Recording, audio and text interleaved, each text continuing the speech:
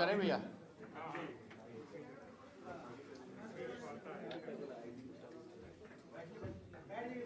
आइए इधर आइए। ठीक ठीक।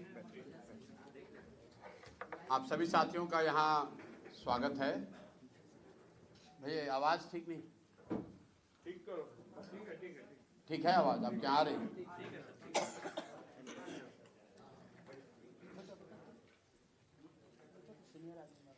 आप सभी साथियों का यहाँ स्वागत है।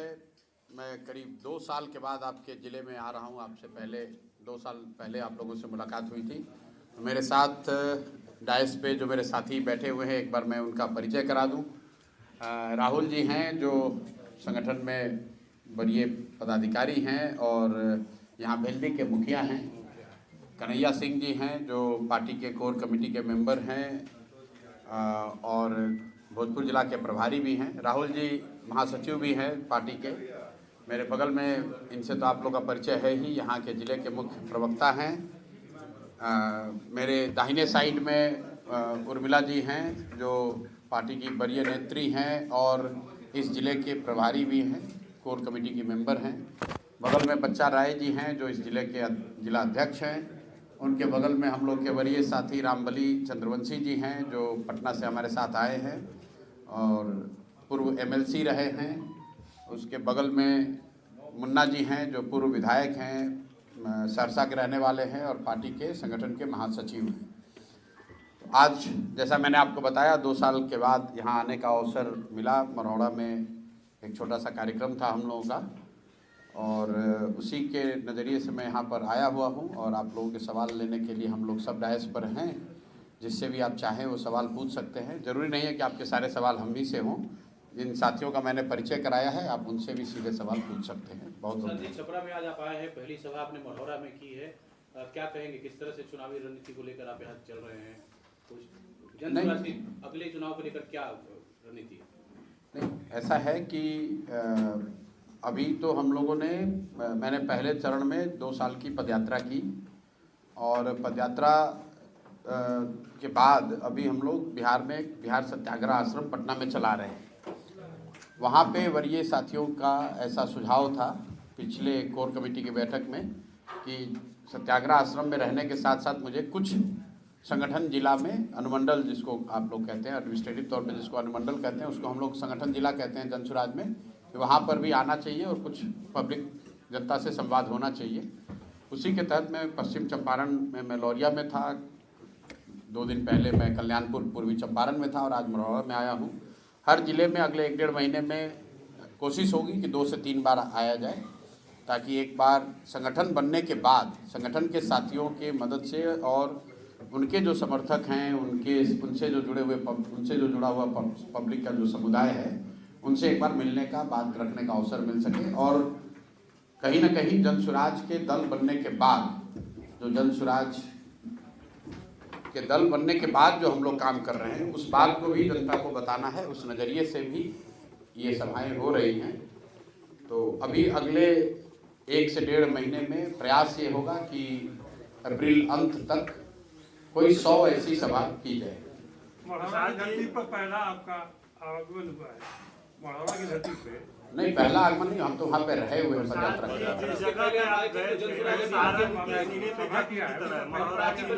यहाँ पे आपने सभा की, इसके बारे में क्या कहना चाहिए? सारण के सीने पर तो छपरा शहर की जो दुर्दशा है वो भी जख्म है।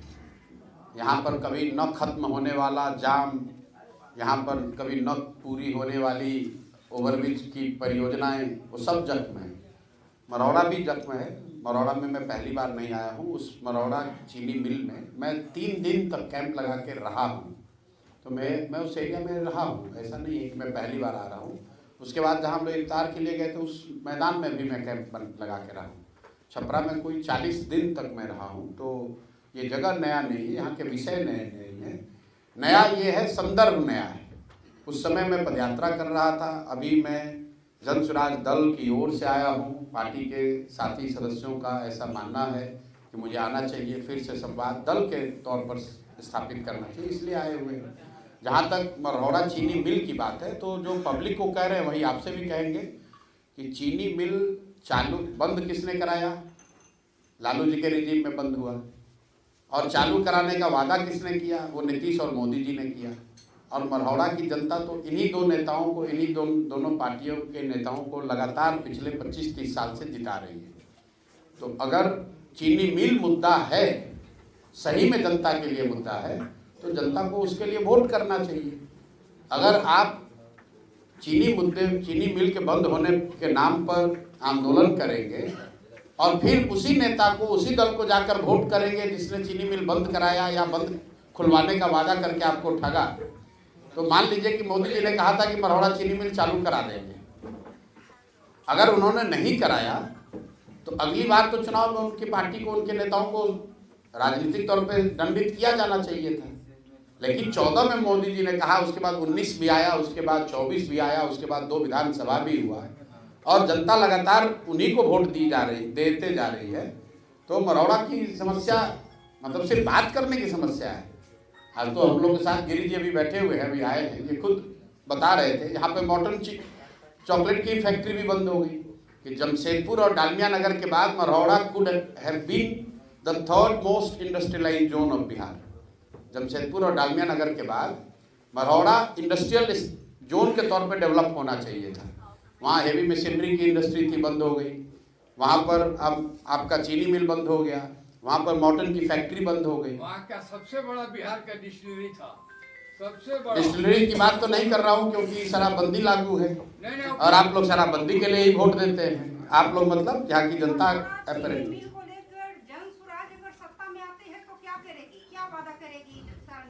कोई ऐसा वादा नहीं करेंगे जो आप वादा सुनते रहे हैं। हम लोग एक किसी पर्टिकुलर चीनी मिल के चालू करने को लेकर कोई मैं वादा नहीं कर सकता हूं, क्योंकि इस तरह का वादा जो भी करता है वो बिना सोचे समझे करता है। मरहौड़ा चीनी मिल को अलग से पुनर्जीवित नहीं किया जा सकता है जब तक बिहार में इंडस्ट्रियल पॉलिसी को नहीं सुधारा जाएगा। चीनी मिलों को फिर से पुनर्जीवित करने का एक राज्यव्यापी कार्यक्रम नहीं होगा, तब तक एक मरहौड़ा के चीनी मिल को सुधारा जा सकता है, बनाया जा सकता है, ऐसा नहीं संभव है। बगल में पूर्वी चंपारण में मोदी जी आकर बोले कि भैया ये चीनी मिल चालू कराकर इससे चाय पियेंगे तभी वोट मांगने आएंगे, वो भी चीनी मिल बंद है। बंद क्या है, उसकी 1-1 इंच जमीन बिक गई और खरीदने वाले नेता कौन है वो भी जाके देख लीजिए। ज्यादातर भाजपा के नेताओं ने ही उसको खरीदा है, कैमरे पर बोल रहा हूं। कहां मुद्दा है? और वहीं के लोग 7वीं बार भाजपा के सांसद को जिताए हैं। तो कहीं ना कहीं जो जनसुराज की जो बेसिक बात है कि सुधार तब होगा जब जनता सुधार के लिए वोट देगी। कोई प्रशांत किशोर, कोई जनसुराज, कोई भाजपा, जदयू, राजद नहीं सुधार कर सकता है जब तक जनता सुधार के लिए न सजग हो। क्योंकि आप परेशान हैं मरहौड़ा चीनी मिल बंद होने से और उसी सांसद को, उसी विधायक को लगातार 3 बार, 4 बार, 5 बार आप जिता रहे हैं। पंजाब के लोग आकर तो वोट दे नहीं रहे। तो अगर मरहौड़ा चीनी मिल विषय है तो उस पर वोट होना चाहिए। वोट होगा तो जो जीत कर आएगा, चाहे जनसुराज जीत कर आए या दूसरा दल जीत कर आए, वो मरहौड़ा चीनी मिल को चालू करने के लिए संघर्ष भी करेगा, उसके लिए बात भी करेगा, क्योंकि वो जानता है कि इसी चीज पर मैं जीत कर आया हूँ। अभी तो लोग जाति पर जीत कर आए हैं तो जाति की बात कर रहे हैं, अभी तो राम मंदिर पर जीत कर आए हैं तो राम मंदिर की बात कर रहे हैं, अभी 5 किलो अनाज पर जीत कर आए हैं तो 5 किलो अनाज की बात कर रहे हैं। मरहौड़ा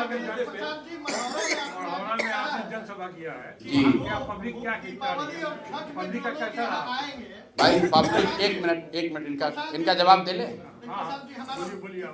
मरहौड़ा में आपने एक बयान दिया है कि जो लोग छठ में आपके बेटे, आपके पति यहाँ आएंगे, दिसंबर में हम उसको जाने नहीं देंगे। क्या मास्टर प्लान है कि 4 करोड़ लोगों को? बिल्कुल। पहली बात तो आप अपना आंकड़ा ठीक कर लीजिए। पहली बार मैंने ये नहीं कहा है, पिछले 1-1.5 साल से मैं बिहार में ये कह रहा हूँ कि जो लोग भी इस बार छठ में वापस लौटेंगे वो उसकी संख्या 4 करोड़ नहीं है। कोविड में जब लोग इतने परेशानी में थे तो टोटल 25 से 28 लाख लोग वापस लौट कर आए थे।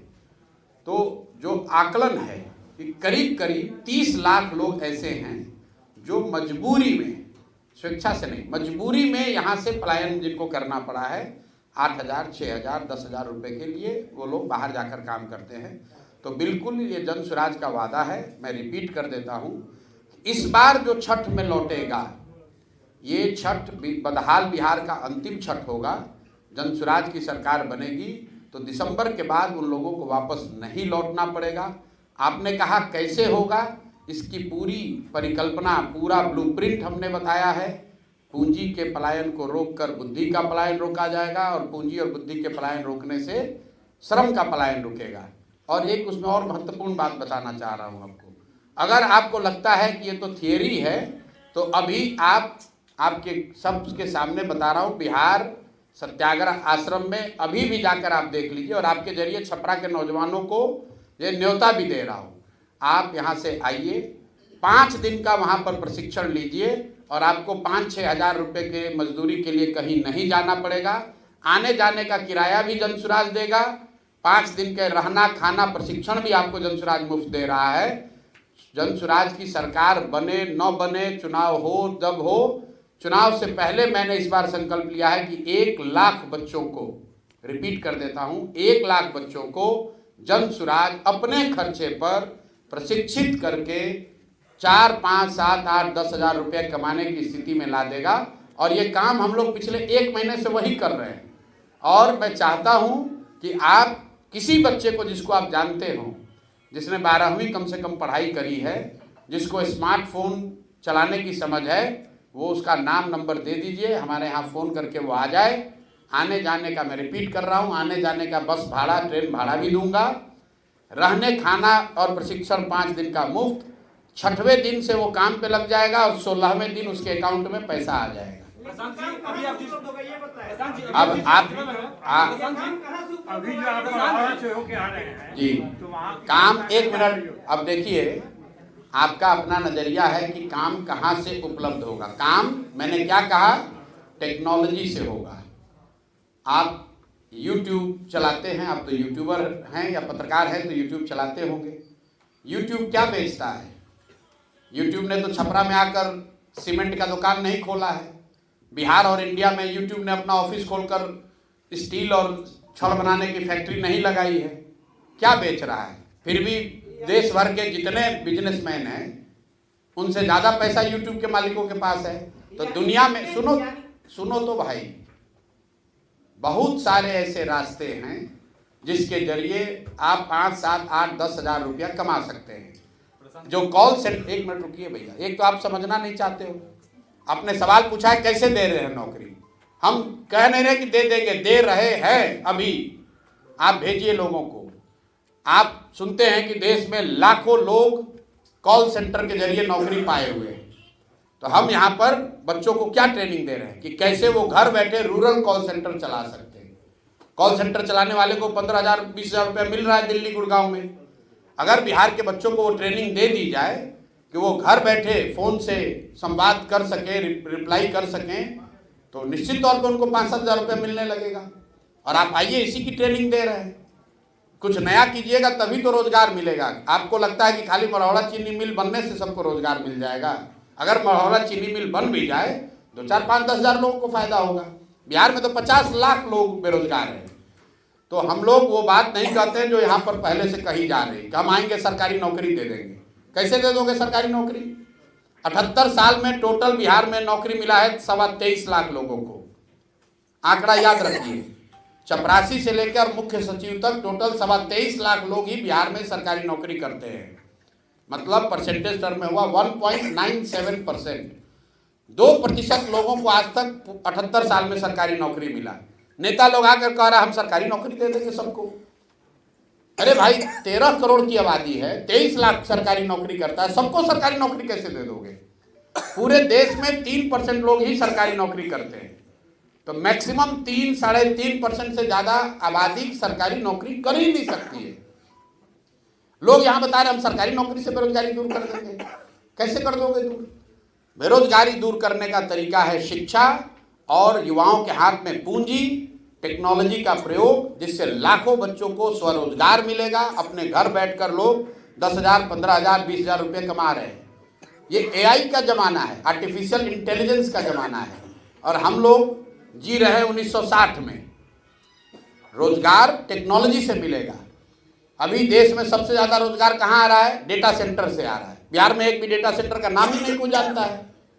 आप और हम चीनी मिल बनाने के चक्कर में खाली पड़े हुए हैं। चीनी मिल खुलना चाहिए, लेकिन चीनी मिल बनाने से बिहार के युवाओं का भविष्य नहीं सुधरने वाला है। दुनिया कहाँ से कहाँ चली गई और बिहार में अभी बैठ के आदमी वही 1970 वाला बात बतिया रहा है कि 4 किलो अनाज कैसे मिलेगा और हमको राशन कार्ड कैसे मिलेगा। पर क्या बोलेंगे? उद्योग लगे तो काफी लोग जो इलिटरेट पर्सन है उनको भी रोजगार उपलब्ध हो सकता है, इसलिए बिहार में उद्योग लगाना भी जरूरी है। इसको क्या बोलेंगे? बिल्कुल जरूरी है, लेकिन आप तो समझदार पत्रकार हैं। दुनिया का कोई ऐसा देश बताइए जहां उद्योग लगाकर सबकी बेरोजगारी दूर की गई हो। सिंगापुर में कौन सा उद्योग है? न्यूजीलैंड में कौन सा उद्योग है? फिनलैंड, स्वीडन, डेनमार्क में, नॉर्वे में कौन सा बड़ा उद्योग है? मेरे भाई उद्योग जो है, सुनिए मेरी बात, लेबर की बात, इकोनॉमी को समझिए। इकोनॉमी के 3 फंडामेंटल जो चीज़ है, प्राइमरी, सेकेंडरी और टर्सरी, उसमें जो उद्योग है, मैन्युफैक्चरिंग है, छोटा बड़ा सब मिलाकर वो पूरे देश में 18% है। कृषि की 60-65% सर्विस सेक्टर है। और आप कह रहे हैं कि उद्योग लगाकर आप बेरोजगारी दूर कर देंगे। कैसे कर देंगे? पूरी इकोनॉमी में सर्विस सेक्टर 65% है और 35 में कृषि और उद्योग दोनों शामिल है, छोटे बड़े सब मिलाकर। तो निश्चित तौर पर उसमें तरक्की होनी चाहिए, लेकिन सिर्फ मैन्युफैक्चरिंग के जरिए आप न देश में न बिहार में बेरोजगारी दूर नहीं कर सकते हैं। सर्विस सेक्टर में नौकरी है, सर्विस सेक्टर में तरक्की है, तरक्की वहीं से आएगी। अगर होटल बन रहा है उसमें 50 लोगों को नौकरी मिली है, उसमें रिसेप्शन पे कोई बैठा है। अगर यहाँ 50 रेस्टोरेंट है तो उसमें 200 लोगों को नौकरी मिली है।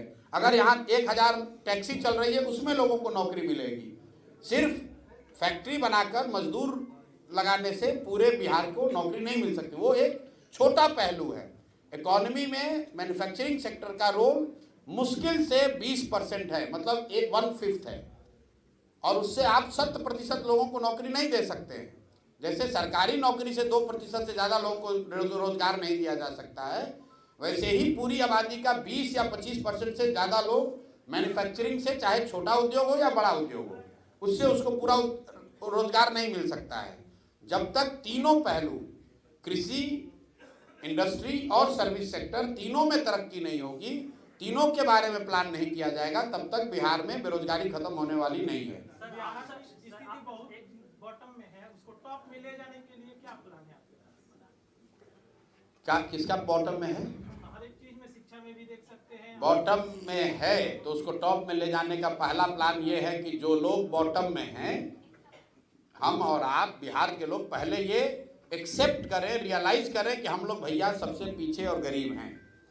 क्यों गरीब हैं उसका मतलब समझें कि गरीबी बात करने से दूर नहीं होगी, गरीबी सही तरीके से वोट देने से दूर होगी। वोट उसको दीजिए जिसकी समझदारी हो, अगर वो, और जिसको भी दीजिए उसको 5 बरस के लिए चुनिए। जीवन भर की बंधुआ मजदूरी मत कीजिए, किसी को मौका 5 बरस ही मिलना चाहिए। 5 बरस में अगर वो दल, वो नेता काम नहीं करता है तो उसको पलट के दूसरे ओर कीजिए। दक्षिण के जो राज्य जहाँ पर तरक्की हो रही है, कर्नाटक, तमिलनाडु, केरल, तेलंगाना और आंध्र प्रदेश, जिन राज्यों में करीब करीब 1/3 जीडीपी अब पूरे देश का सिर्फ इन 5 राज्यों में है, इन राज्यों में पिछले 78 साल में कोई व्यक्ति 10 साल से ज़्यादा मुख्यमंत्री नहीं बना है। क्यों? क्योंकि जनता वहाँ पर डिमांड कर रही है कि भाई तुमने जो काम किया तुमसे हमको अच्छा चाहिए। अगर आप कल जनसुराज को चुन देंगे और जनसुराज वालों को ही लगातार वोट देते रहेंगे तो जनसुराज वाले भी काम नहीं करेंगे।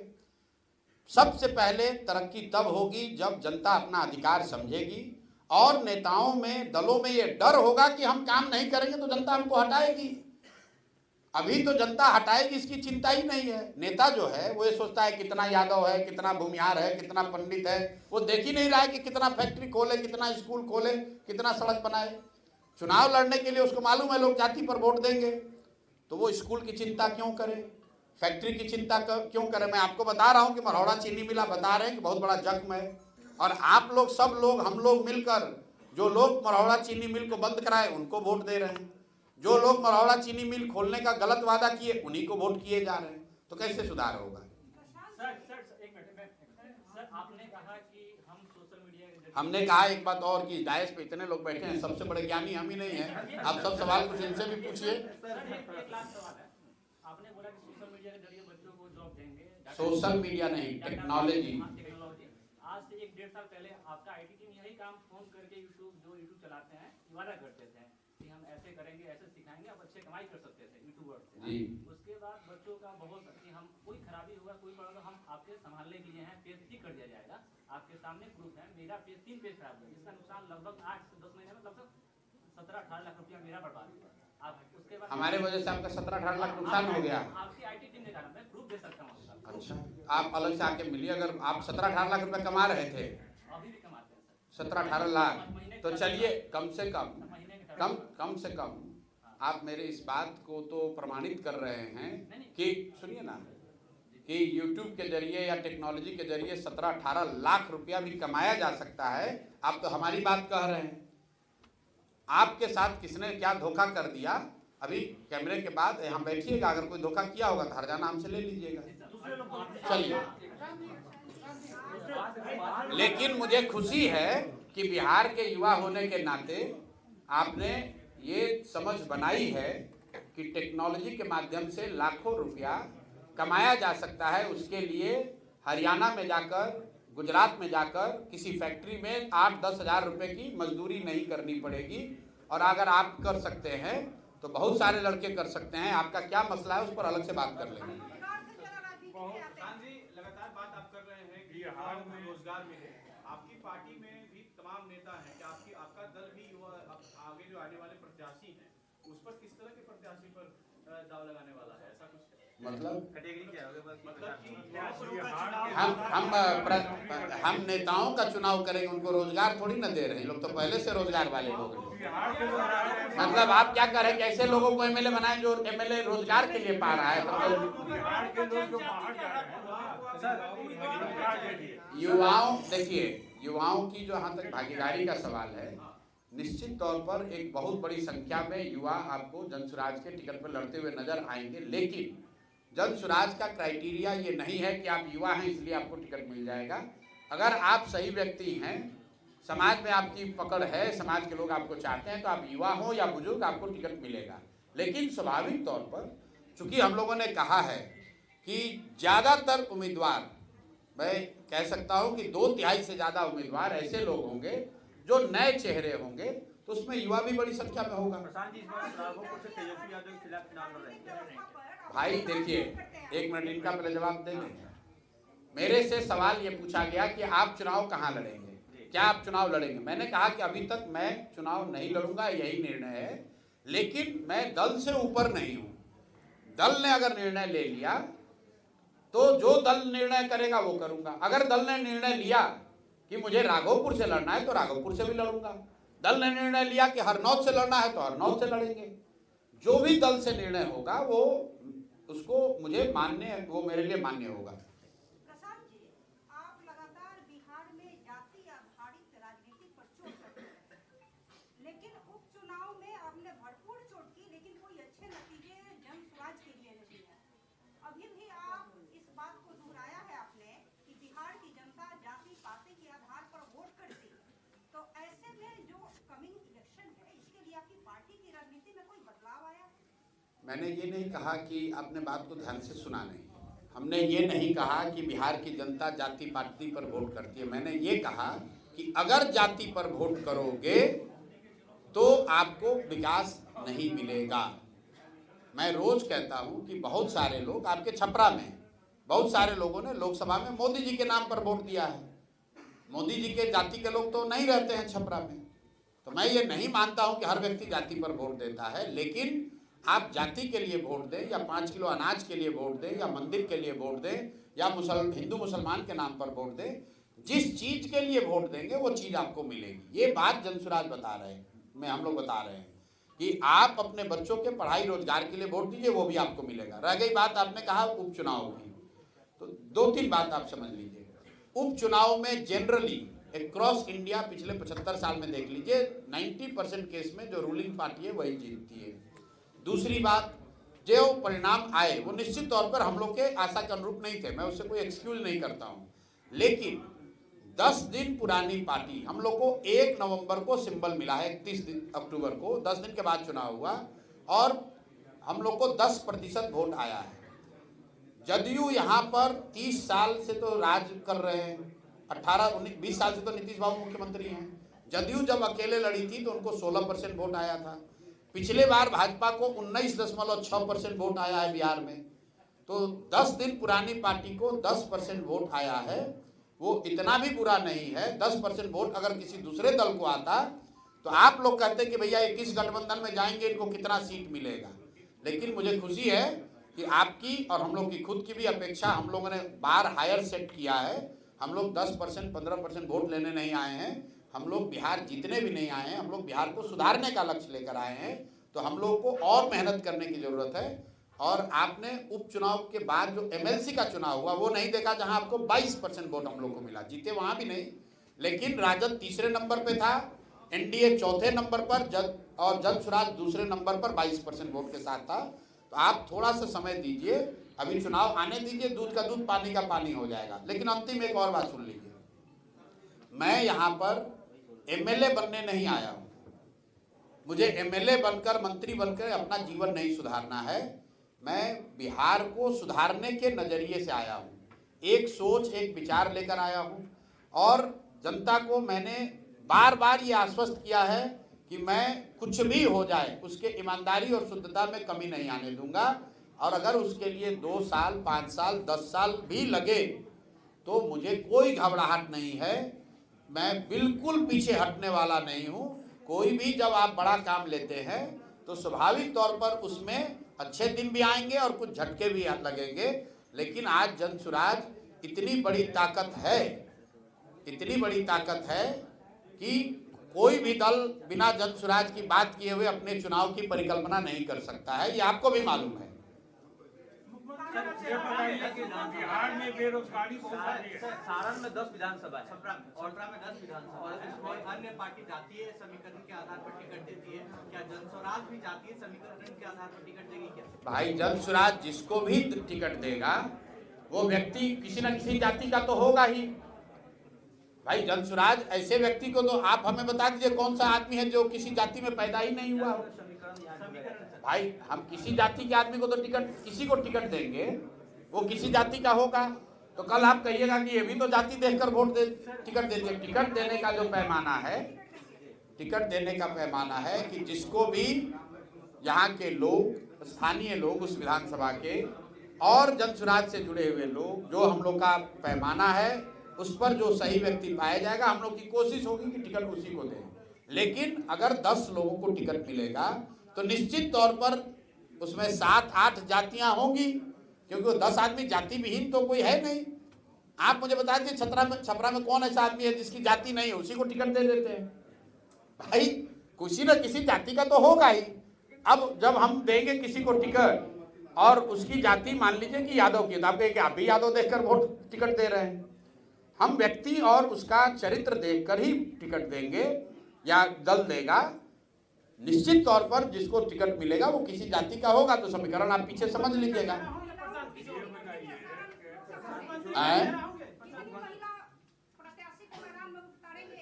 40, मैं अभी बता देता हूँ, 40 महिला प्रत्याशी जन स्वराज की ओर से अगला विधानसभा चुनाव लड़ेगी।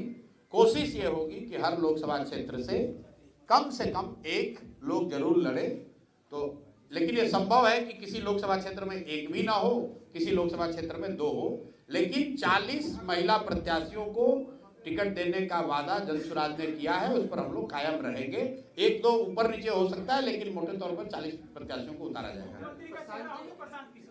मेरे भाई अभी तो आप कह रहे हैं कि हमारा कोई वजूद ही नहीं है जन स्वराज का। अभी तो आप कह रहे हैं कि आपको तो कोई वोट ही नहीं मिलेगा।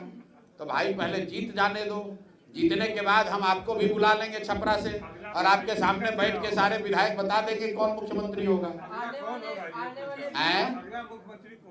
अगला मुख्यमंत्री बिहार का कौन होगा, ये इसका जवाब दे सकते हैं। अगला मुख्यमंत्री जो भी हो नीतीश कुमार नहीं होंगे, ये लिख लीजिए। और अगर एक मिनट रुक जाइए भाई, अगर इस पर गलती हो तो बिल्कुल मेरा गर्दन पकड़िएगा। किसी भी हालत में नीतीश कुमार अगले मुख्यमंत्री नहीं होंगे। और इसके लिए कोई आपको बहुत गणना करने की जरूरत नहीं है, बिल्कुल लॉजिकल बात है। अगर एनडीए को यहाँ सफलता मिलती है तो उस सफलता में निश्चित तौर पर भाजपा नीतीश कुमार से ज़्यादा सीट जीत कर आएगी, तो वो नीतीश को तो फिर बनाएंगे नहीं, और अगर एनडीए जीती नहीं तो भी नीतीश नहीं बनेंगे। तो आप इतना तो लिख ही सकते हैं कि नीतीश कुमार नवंबर के बाद बिहार में नीतीश कुमार मुख्यमंत्री नहीं होंगे। कौन होगा वो अभी तय होना बाकी है। आने वाले विधानसभा चुनाव को लेकर कई पार्टियां जो है बिहार में अपनी अपनी योजनाएं हैं, जैसे माई बहन योजना, फ्री बिजली योजना। कई पार्टी नहीं, सुनिए ना, ऐसा है, कई पार्टियों ने नहीं, आपके पार्टी द्वारा क्या बता रहे हैं कि एक दल जिसके नेता हैं माननीय तेजस्वी यादव जी, उन्होंने माई बहन योजना जारी की है। भाई सबके हाथ में मोबाइल है, हर मोबाइल में कैलकुलेटर है। माई बहन योजना में उन्होंने कहा कि हमारी सरकार बनी तो सारी महिलाओं को 2500 रुपया महीना देंगे। बिहार में 6 करोड़ महिलाएं हैं, 1 करोड़ अगर बच्चियों को हटा भी दें तो 5 करोड़ महिला हुई। 5 करोड़ गुने 2500 कर दो भाई, गुने 12 महीना कर दो, 1,50,000 करोड़ से ज़्यादा का बजट हो गया। बिहार का योजना बजट कितना है? टोटल बजट है 3 लाख करोड़, उसमें योजना बजट है करीब करीब 1 लाख करोड़। तो 1 लाख करोड़ अभी जो आया है बजट 2 दिन पहले, 1 लाख करोड़ में वो 1.5 लाख करोड़ रुपया की योजना कैसे चला देंगे, ये तो भाई हमारे समझ से परे है।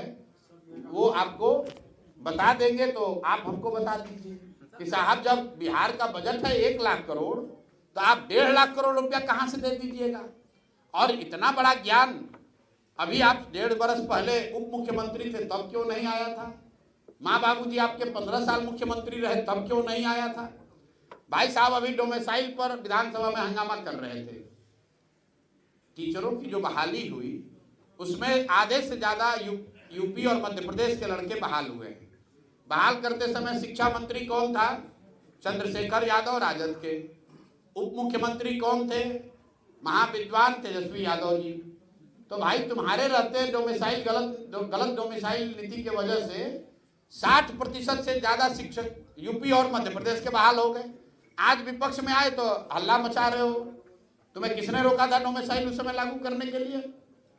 ये तो विशुद्ध तौर पर ठगने की बात है। आपने कहा कि आपकी क्या योजना? भाई हम लोग इतनी बड़ी बात नहीं कह सकते हैं, हम लोग 5 बात कह रहे हैं। पहली बात, बच्चों के लिए 15 साल से कम उम्र के बच्चों के लिए पढ़ाई की व्यवस्था की बात कर रहे हैं। और जब तक सरकारी स्कूल नहीं सुधरेगा, क्योंकि एक दिन में सुधर नहीं सकता है, हम लोग की योजना के हिसाब से करीब करीब 5 लाख करोड़ रुपए का खर्च होगा अगले 10 वर्ष में, तब बिहार में शिक्षा व्यवस्था सुधरेगी। लेकिन जो बच्चे पढ़ने जा रहे हैं वो तो 10 साल वेट नहीं कर सकते हैं। तो जन सुराज ने ये कहा कि जब तक सरकारी स्कूल नहीं सुधरेगा तो आपके पास, गरीबों के पास, गरीब परिवार के पास ये विकल्प होगा कि वो चाहे तो अपने बच्चों को लोकल प्राइवेट स्कूल में पढ़ा सकते हैं, उसका फीस सरकार की ओर से भरा जाएगा। पहला घोषणा ये की है। दूसरी घोषणा ये की है कि जो लोग 5-10 हजार रुपए के लिए पलायन के लिए मजबूरी में गए हैं उनको साल भर में वापस यहाँ पर रख लिया जाएगा, उनको वापस जाने की जरूरत नहीं है। उसकी योजना भी बताई और आपको अभी बताया कि 1 लाख बच्चों को अपने खर्चे पर जन सुराज चुनाव से पहले ये करके दिखा रहा है। तीसरी बात हम लोगों ने कही कि मनरेगा को कृषि से जोड़ दिया जाएगा ताकि दिसंबर के बाद यहाँ के जो किसान हैं उनको खेती करने के लिए मजदूर मुफ्त में मनरेगा के तहत प्रदान किए जाएं। चौथी बात आपको कही गई कि यहाँ जितनी महिलाएं हैं उनको स्वरोजगार के लिए सरकारी गारंटी पर, क्योंकि गरीब लोगों के पास गारंटी देने के लिए जमीन नहीं है, सरकारी गारंटी पर उनको लोन दिया जाएगा जिस पर ब्याज सिर्फ उनको 4% देना पड़ेगा। तो हम लोग अगर 4% देने का मतलब है कि 6,000 करोड़ रुपया में 1 लाख करोड़ रुपया का क्रेडिट लोगों को दिलाया जाएगा। 10% अगर सरकार, मान लो कि बैंक का ब्याज है, 4% पब्लिक देगी, 6% सरकार देगी, 6,000 करोड़ रुपया का खर्चा है, 1 लाख करोड़ रुपया लोगों को लोन मिलेगा स्वरोजगार के लिए। और अंतिम बात जो बताई गई है कि 60 वर्ष से ज्यादा उम्र के जितने लोग हैं जिनको पेंशन 400 रुपया मिल रहा है, उसमें आप दिव्यांग और विधवा लोगों को भी जोड़ लीजिए, मैं अलग से नहीं बोलता हूँ, मतलब जिसको भी पेंशन 400 रुपया मिल रहा है उसको 2000 रुपया दिसंबर 2025 से मिलने लगेगा। इसका खर्चा आएगा करीब करीब 12,000 करोड़ रुपया साल का। तो हम सिर्फ योजना नहीं बता रहे हैं, योजना पर क्या बजट लगेगा और वो बजट कहाँ से आएगा ये भी बता रहे हैं। भैया एक ही बात पर कितनी बार विचार बताएं। जन स्वराज की सरकार बनी तो एक घंटे में शराबबंदी हटा देंगे, क्योंकि शराबबंदी बिहार में लागू है ही नहीं। शराबबंदी, अरे भैया 12,000 2500 रुपया तेजस्वी नहीं दे सकते हैं तो 2000 वृद्धा पेंशन आप कैसे दे सकते हैं? मेरे भाई कौन से क्लास में आप गणित पढ़े हैं? यहाँ पर मैंने आपको गणित बताया कि महिलाओं को 2,500 रुपये देने का मतलब है 6 करोड़ महिलाओं को, 5 करोड़ महिलाओं को देना पड़ेगा। 60 वर्ष से ज्यादा उम्र के कितने लोग रहते हैं बिहार में? 60 वर्ष से ज्यादा उम्र के कितने लोग रहते हैं बिहार में? 1 करोड़ से कम। तो दोनों में फर्क आपको नहीं समझ में आ रहा है भाई साहब? प्रसाद जी, मेरा सवाल है कि एक छपरा से रिलेटेड सवाल जी आप हाईलाइट कर दीजिए। छपरा से पटना इंटरसिटी ट्रेन नहीं है, जिसके कारण आप लोगों को काफी दिक्कत होती है। तमाम मीडिया मौजूद है, आप इसको highlight मेरे भाई, जो इंटरसिटी नहीं चल रही है तो अपने माननीय सांसद जी जो भाजपा के बड़े नेता हैं, आपके वोट और आपके आशीर्वाद से बार बार जीत रहे हैं, उन्हीं की दिल्ली में सरकार है। उनसे आग्रह कर रहा हूं भाई कि आपकी सरकार ने गुजरात में 1 लाख करोड़ रुपया हम लोग के नाम पर लोन लेकर बुलेट ट्रेन बनाने का प्रयोजन किया है। तो माननीय मोदी जी से मिल लीजिए और मिलकर एक इंटरसिटी अपने क्षेत्र के लिए भी जारी करा दीजिए। और अश्विनी वैष्णव जी से भी व्यक्तिगत आग्रह कर रहा हूं आपके माध्यम से कि भाई छपरा के लोगों को, सांसद की बात सुनिए मत सुनिए, छपरा के लोगों पर इतना मदद कीजिए, इन लोगों के लिए एक इंटरसिटी यहाँ शुरू करा दीजिए।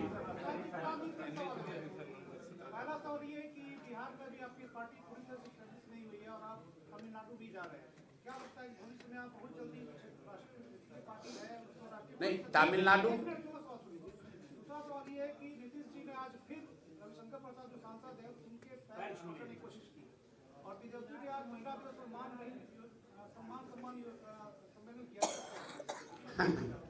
भैया देखिए, जहाँ तक माननीय मुख्यमंत्री जी के सवाल है तो ये चीज़ कोई हमारे कहने की बात नहीं है।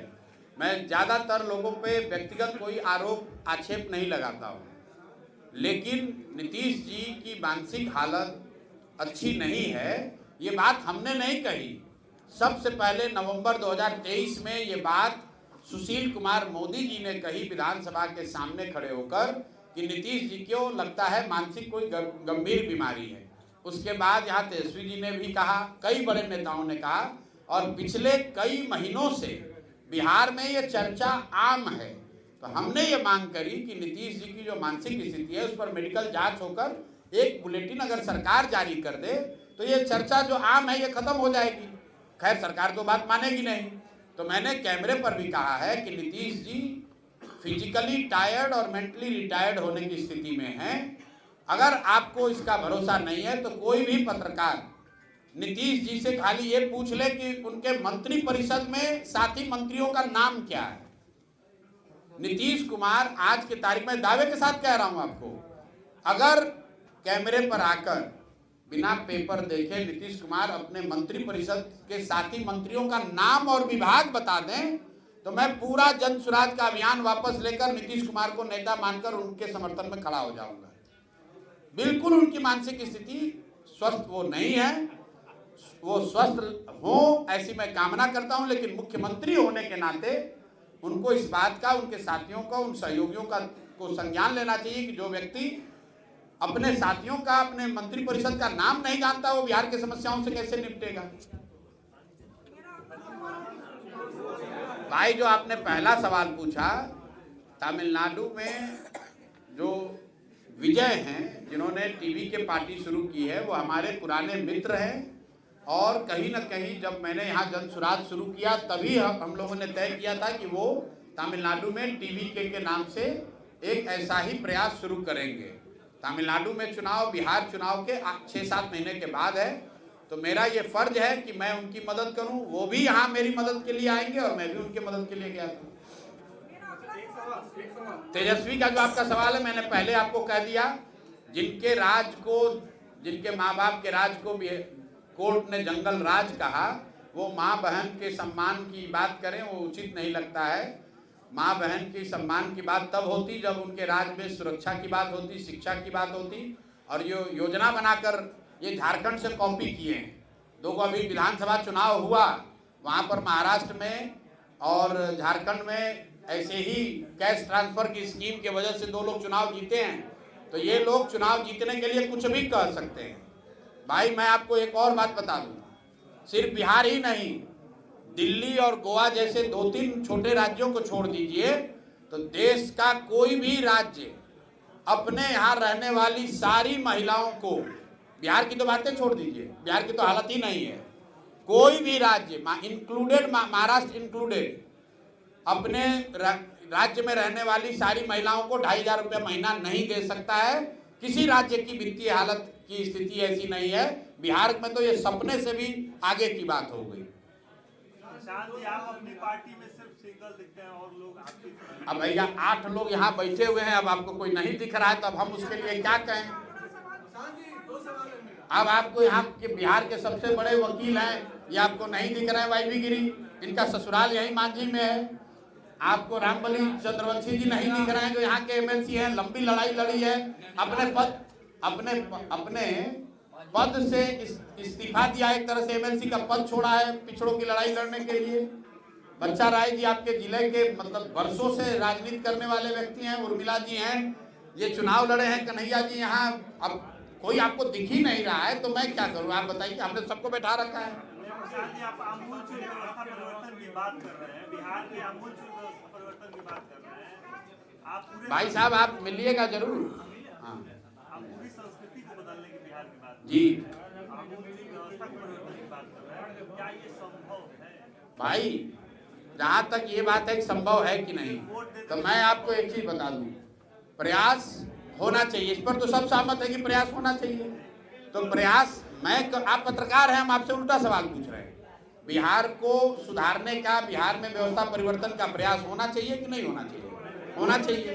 तो प्रयास मैं करूं या आप करें, प्रयास आज हो या 10 वर्ष के बाद हो, करना तो किसी न किसी बिहार के आदमी को ही पड़ेगा। तो खाली ये कहते रहने से कि बहुत अंधेरा है, अंधेरा खत्म नहीं होगा, किसी को दिया जलाना पड़ेगा। अब वो दिए का प्रकाश कितना होगा ये तो समय बताएगा। हमारा काम है दिया जलाना, हमारा काम अंधकार को बढ़ाना नहीं है, अंधकार पर सिर्फ टीका टिप्पणी करना नहीं है। भगवान ने मुझे जो शक्ति बुद्धि दी है, मैं अपने तरफ से ईमानदारी से उसको, अंधकार को कम करने का, दूर करने का प्रयास कर रहा हूँ। बहुत बहुत धन्यवाद।